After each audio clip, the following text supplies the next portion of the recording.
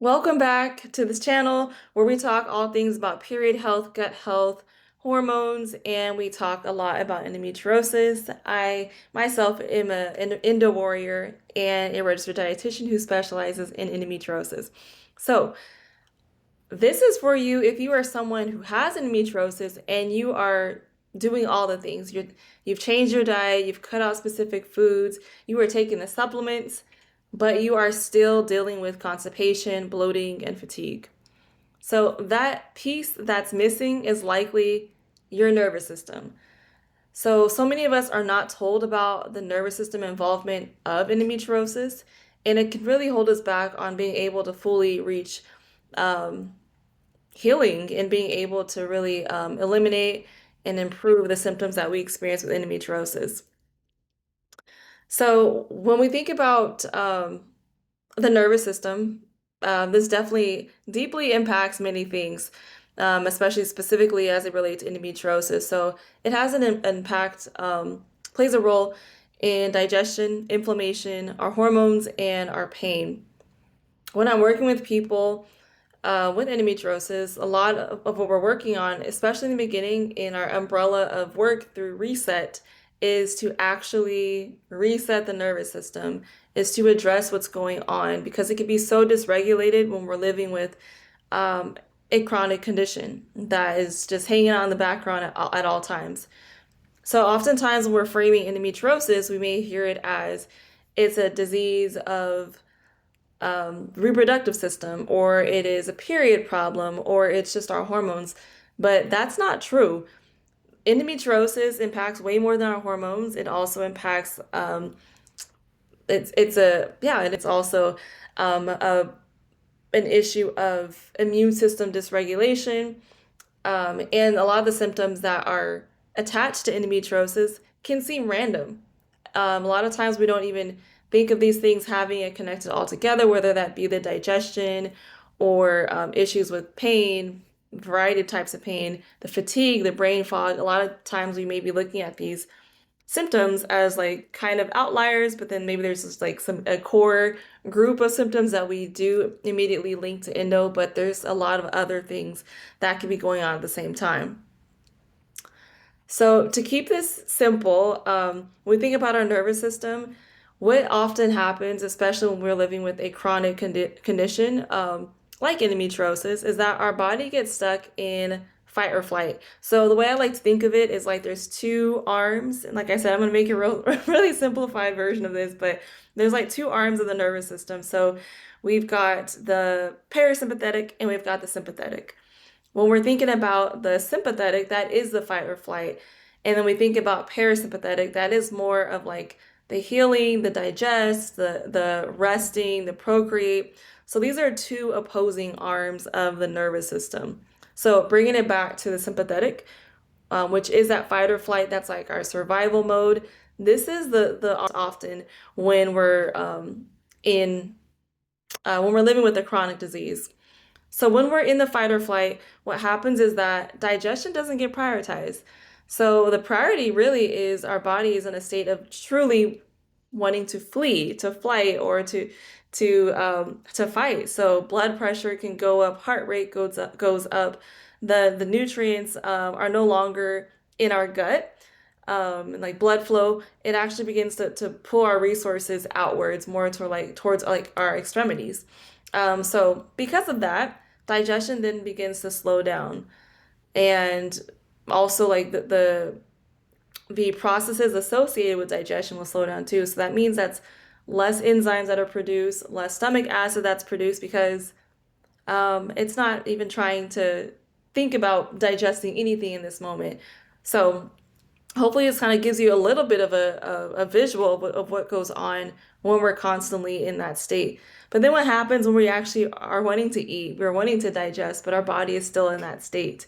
It doesn't work out, right? That's how we can still end up having the constipation, the bloating, the pain, even if we're changing the foods, even if we're eating a healthy diet, all those things. Like this is happening in the background.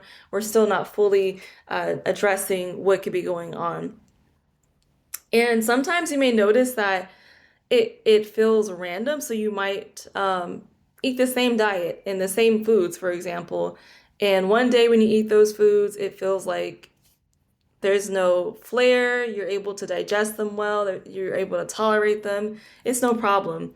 And then another day, when you eat those same foods, you feel like you're getting bloated and you feel like it's harder to like move throughout your system. That can be the involvement of the nervous system going on there. So constipation is really common in the Indo community, but it's not always an issue of not enough fiber, not enough hydration. It could actually be exactly what I'm talking about. Your nervous system is overreacting because of the stressors that it is perceiving that are going on in your body.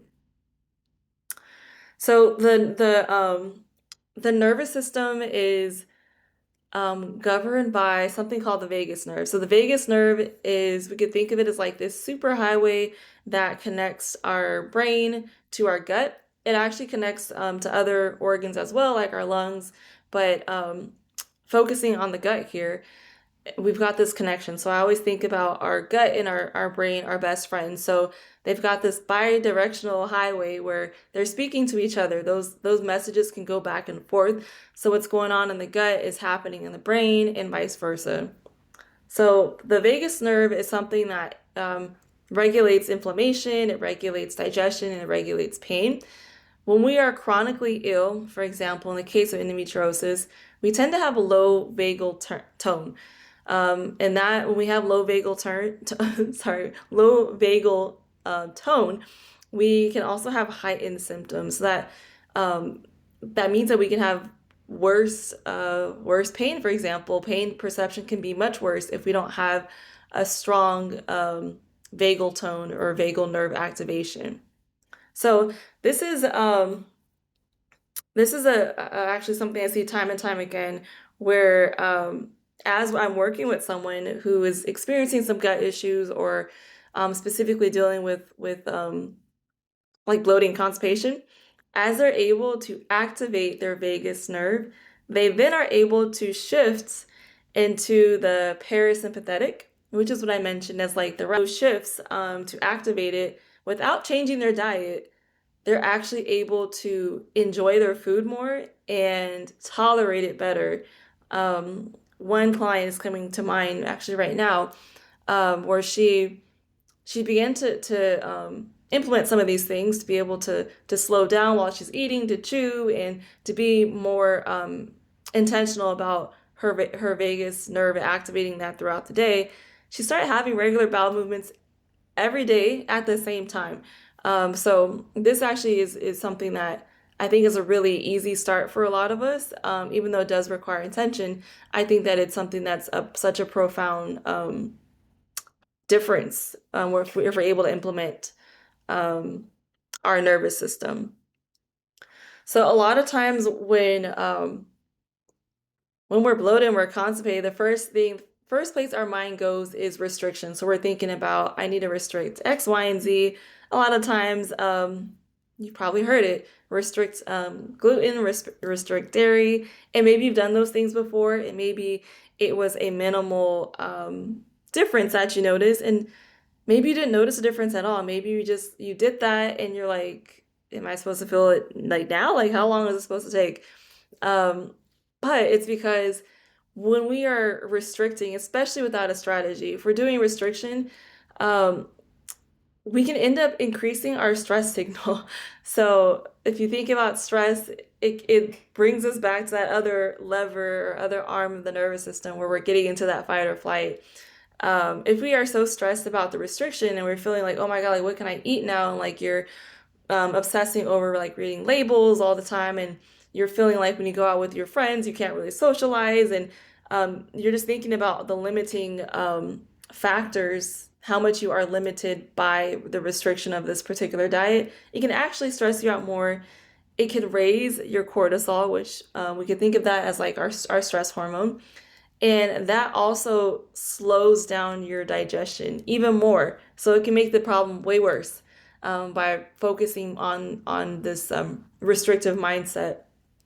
And it can increase our food sensitivities because that relationship that it directly has with our gut. It's basically that stress is sending the signal to our gut that what we have coming down the pipeline is not supposed to be there. um, so it's something that could definitely make our symptoms worse, and and it can lead to us having a less healthy relationship with food. So that is something I always like to share when it comes to restrictions in diets. I think there's definitely a time and place for eliminating certain foods and doing trials. I think it could be really helpful. We can get a lot of information, a lot of insight, but we want to make sure that we're doing it with a strategy. And what I always recommend is doing that with a mindset of abundance. So we're not just thinking about removing foods, we're also considering like what foods need to be there, what foods are really important to be a part of our diet, because stress is also felt by our bodies by a variety of things. And it could be over exercising, it could be under eating, under sleeping, under resting. So not resting enough, not sleeping enough are also considered stressors for us. Having imbalanced blood sugars are considered stressors too. So we want to make sure that we are addressing these things in a way that is balanced and still really supportive and nourishing for our bodies. So, resetting your vagus nerve or your nervous system um, doesn't necessarily mean that you are like having to meditate or have this like long list of things to do every day to make sure that you're hitting all the goals. It doesn't mean perfection. It actually means small, gradual, intentional habits. So one habit that I will always say, I feel like probably almost every video I'm talking about blood sugar balance. This is definitely a foundation, balancing your blood sugar. So it means having regular meals throughout the day, having meals that have protein, fat, and fiber. Sleep, making sure you're getting enough sleep is a really helpful way to begin to allow our bodies to feel safe. And not just sleeping enough, but focusing on what it means to improve the quality of our sleep. Just gentle regulation practices, whether that be like deep breathing, deep belly breathing. So when you're breathing, focusing on allowing your belly to rise and fall versus your chest. A lot of us do breathe from our chest, and that doesn't allow as much expansion. And it also is, it keeps us in the fight or flight, keeps us in the sympathetic, but we want to be able to shift out. So we want to have like longer exhales, um, longer inhales, longer exhales, but having a longer exhale than you do in inhale. Um, Getting support when you're overwhelmed, not being afraid to ask for help. That could also mean having boundaries, setting boundaries around whether that mean around your work life, around your rest, around socially, whatever boundaries that make sense for you to help protect you. And we're really focusing on building safety versus adding more pressure to um, to a body that is likely already experiencing a lot of pressure.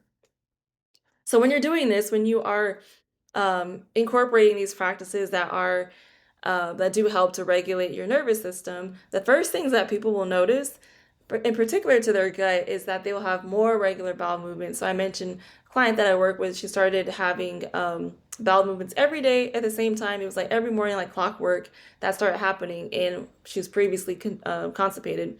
So the bowel movements improving. It also helps with bloating. So having less bloating, being able to digest better. There are studies that show that more nutrients are actually extracted from our food. So we're able to absorb more nutrition um, from the food that we're already eating if we're adding in these practices as well. Better food tolerance, food sensitivities beginning to slip away. And of course, there's a variety of other things that we do together in terms of like food sensitivities. But this is something that could be really helpful, and even energy. So if we're able to pull more nutrients from our food, also, if we're able to sleep deeper, if we're able to conserve more energy that's not constantly going out to get ready for the big fight or the big flight, we actually can allow our bodies can have, we can tap into those reserves and have more reserves for our energy too. And overall resilience, we're more resilient to stressors of life. Those things don't go away, but we are able to better handle the stressors that we experience. So this really helps to set the stage for healing, being able to reset our nervous system, and it really creates the foundation. So as I mentioned, the work that we do together starts with reset, but then we begin to move into rebalance, where we are focusing on rebalancing the gut, the hormone. And so when we're first able to like take care of those foundational pieces, we can then um, really be in a good place to support our hormones and support our gut health, which it's really a momentum. It continues to build upon itself so that we're able to fully eliminate those symptoms and have a better quality of life. And you definitely are not able to balance a dysregulated nervous system, so that will definitely be a key piece that we that we'll take care of. So I just want you to know that if you've been doing these things and you've been feeling really discouraged, you've been, change your diet, you've focused on the supplements, you focus on all these other things, and it feels like the needle is just not moving. I want you to know that your body is not broken, that these symptoms are just, they're signals from your body. Your body's telling you something and it's looking for you to respond. So looking at these more so as messages to give you information versus feeling like there's something wrong with you or that your body is broken. So um, addressing your nervous system is a way to work with your body and not work against it. If this is something that if you've got something out of this video, I encourage you to save it. I encourage you to come back and listen to it again. And if you are not yet subscribed, please subscribe so that you can see more videos like this talking about endometriosis, how we can improve our symptoms. And this really helps to build awareness of what endometriosis is so that more people can learn and we can get more support around this condition. I'll see you next time.